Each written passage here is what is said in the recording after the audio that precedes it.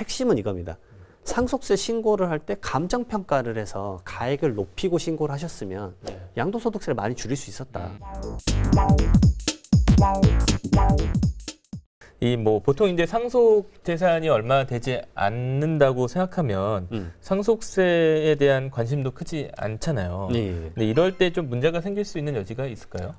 저는 이제 하다못해 세무서라도 한번 가보십시오, 제발. 네. 그러니까 제가 여기서 이런 말을 하면은 네. 저 친구가 이제 영업을 하러 나왔구나 이런 얘기를 하실 수도 있는데 네.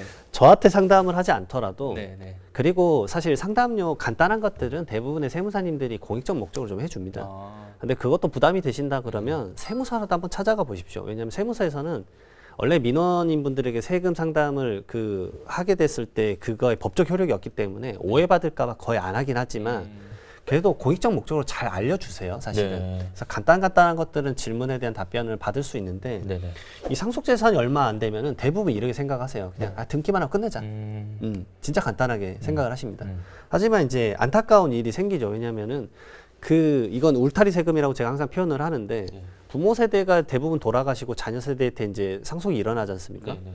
부모 세대에서 있던 자산이 자녀 세대로 넘어가면 부모 세대는 끝났지만 자녀 세대는 시작이에요. 그럼 자녀 세대가 이때 상속 때 받았던 이 가액이 본인이 추후에 미래에 팔 때 취득가액이 되거든요.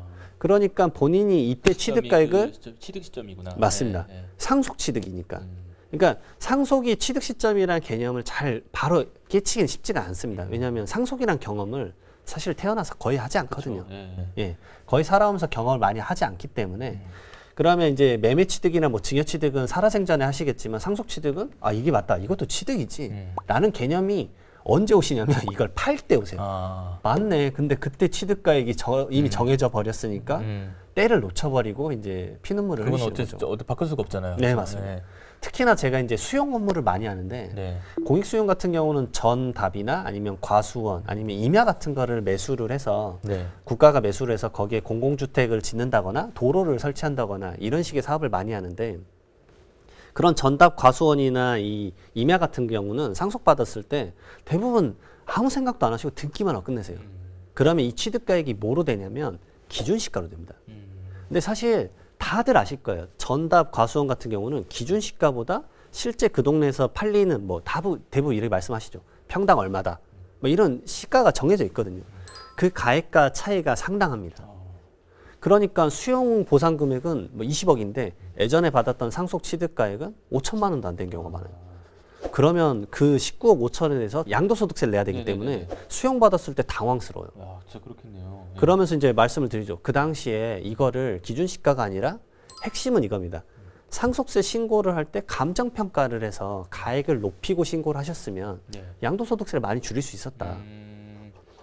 야, 진짜 이거 나중에 막 이런 일이 생기면 약간 양도세 폭탄 맞습니다. 느낌이겠는데요. 네. 그래서 간단하게 시뮬레이션 하면 아파트 같은 경우는 이거에 해당되는 경우가 많이 없습니다. 왜냐하면 아파트는 같은 단지 내에서 이미 팔렸던 가액이 있기 때문에 그게 시가 개념으로 와서 적용이 되는 거죠. 제가 이걸 말씀드리는 건 일반적인 토지, 그 다음에 상가, 그 다음에 단독주택입니다. 세 가지가 이게 메인이라고 생각하시면 돼요. 그래서 이런 것들에 대한 거래를 많이 해본 적도 더 없기 때문에 더 어떻게 컨트롤을 해야 되는지 모르시는 거예요. 아파트 그렇죠. 같은 경우는 이제 대한민국에서 일반적인 주택거래 하나의 표준이니까 어느 정도 경험식은 있으시거든요. 그렇죠. 그러니까 오히려 경험이 더 없으니까 더 대처를 못 하시는 거죠. 그래서 배우자가 있고 그다음에 아버지가 만약에 돌아가셨다라고 가정을 해보겠습니다. 그러면은 상속 공제가 일괄 공제 5억 원이라 배우자 상속 공제 5억 원 해서 10억 원을 기본으로 받으실 수 있거든요. 근데 아버지가 토지가 있었다라고 가정을 했는데 그 토지 기준 시가가 5억 원이라고 하면 어차피 10억 원까지는 공제니까 상속세가 안 나오거든요. 근데 미래 이게 10억 원에 팔렸다라고 하면 10억 원에 팔렸고 취득가액이 5억 원이니까 양도소득세가 한 1억 9천만 원 정도 나와요. 그러나 이제 이 지식을 알고 감정평가를 받으시는 거예요. 그리고 상속세 신고를 하는 거죠. 그러면 감정평가를 해서 최대한 끌어올리는 거예요. 한 8억까지. 그러더라도 지금 공제가 10억 원이기 때문에 어차피 상속세는 똑같이 0원입니다. 하지만 미래에 팔 때 10억 원에 팔릴 때 취득가액이 8억 원이니까 2억 원에 대해서 양도소득세 계산하면 한 6천만 원. 많이 주네요. 그러면 이 지식 하나로 그 감정평가 금액이 그 정도 되면 한 150에서 200 정도밖에 안 해요, 수수료가. 그런데 그 금액을 그 당시에 몰랐던 걸로 인해서 1억 3천만 원의 차익을 더 내야 되는 상황이 펼쳐지는 거죠. 그래서 이제 그거 듣고 나서 이제 마음이 아프신 거죠. 이게 보통은 이제 상속세 그러니까 신고라는 게 그 어떤 절차로 이루어지나요? 이렇게.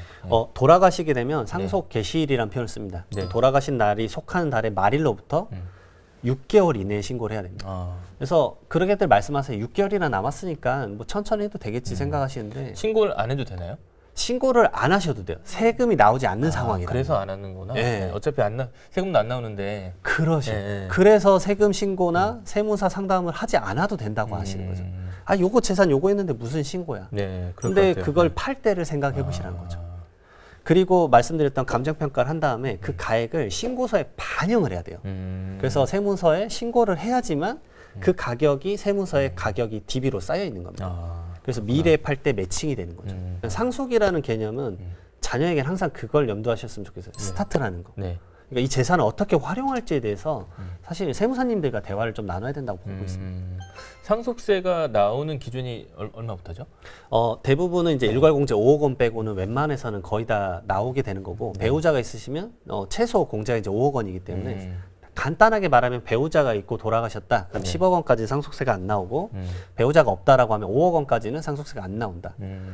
하지만 이제 뭐 말씀드리지만 네네네. 사실은 집 한 채만 있어도 그쵸. 이제는 네. 상속세 과세 대상자가 될 수밖에 없습니다. 왜냐하면 2017년도에 서울 아파트 매매 평균 가격이 17년 1월에 5억 6천만 원 정도였거든요. 네. 근데 2022년 1월에 평균 매매 가격이 11억 5천만 원 정도더라고요.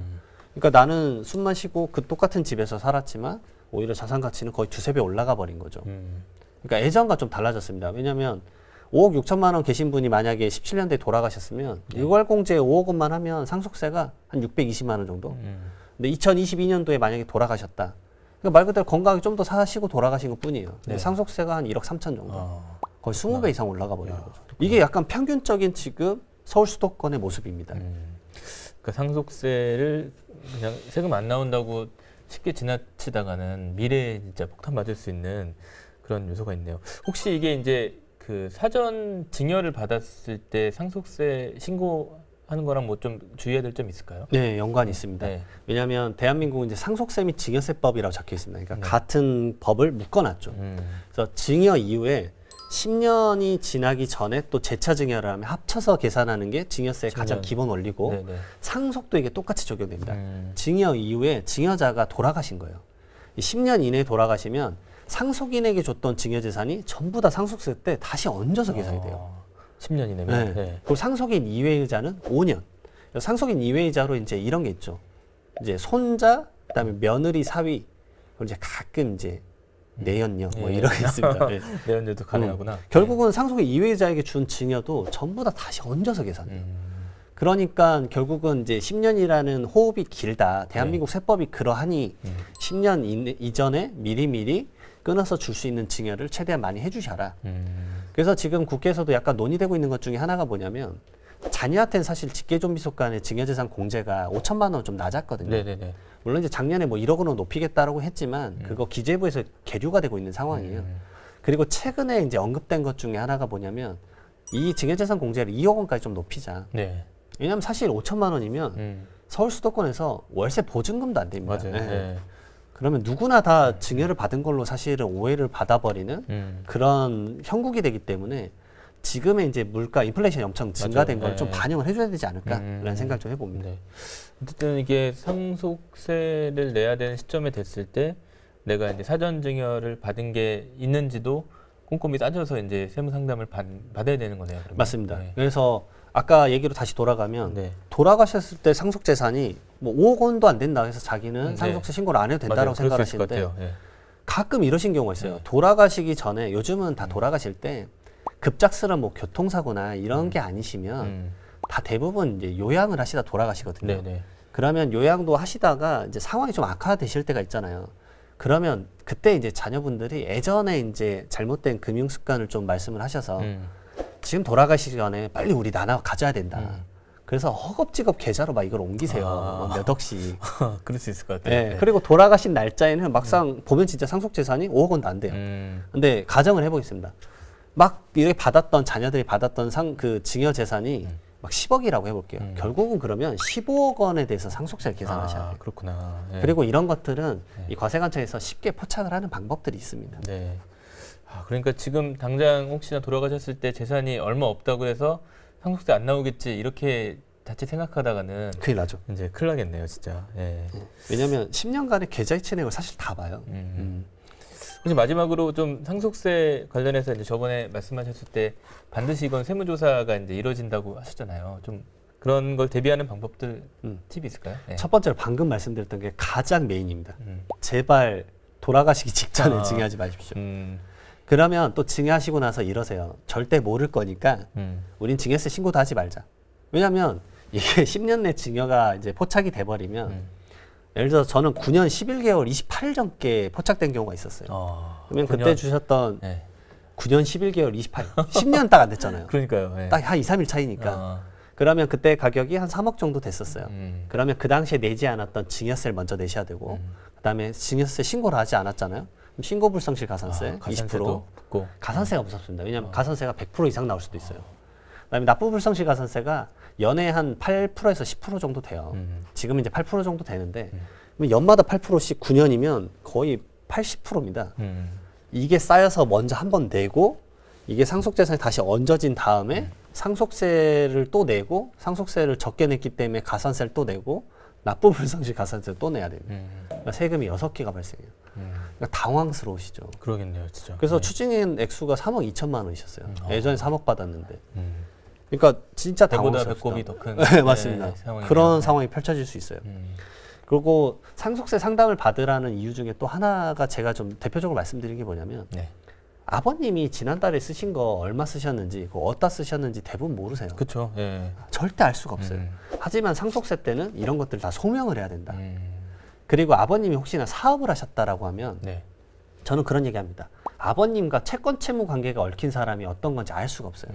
그럼 아버님한테 갑자기 나 돈 받아야 된다고 하면서 오세요.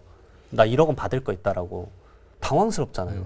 그러면 실질적으로 아버님이 그 1억 원이란 돈을 받았는지 계좌 내역이라도 좀 살펴보고 차용증은 있는지 이런 것들을 확인하셔야 되잖아요. 그 아버님이 돈을 받을 때가 있는데 그분은 절대 나타나지 않아요.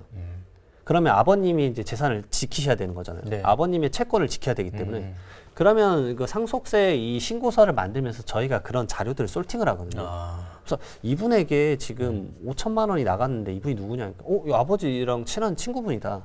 그때 아버지가 뭐 친구분한테 돈 빌려준다고 했었는데 네. 그럼 이제 그런 기억을 거두어 올라갔는데 그 친구분이 다시 입금 준 내역은 없다라고 하면 이 5천만 원에 대해서는 약간 이제 요청을 할 수밖에 없는 거죠. 그런 것들의 내역을 확인하기 위해서라도. 그러니까 예. 세금만을 생각하시는 게 아니에요. 상속은 결국은 미래에 내가 팔 자산에 대해서 세금을 줄이는 플랜인가, 그다음에 지금 눈앞에 닥쳐 있는 다양한 상속 재산을 취합하는 과정과 세금이 엮여 있다라고 보셔야 됩니다. 네. 진짜 이 말씀 들어보니까 상속 재산이 얼마냐에 상관없이 꼭 이제 상담을 어떻게든 받아서 자기 미래를 좀 계획하는 게 중요하다. 네, 그렇습니다. 네, 오늘 말씀 감사합니다. 네, 감사합니다.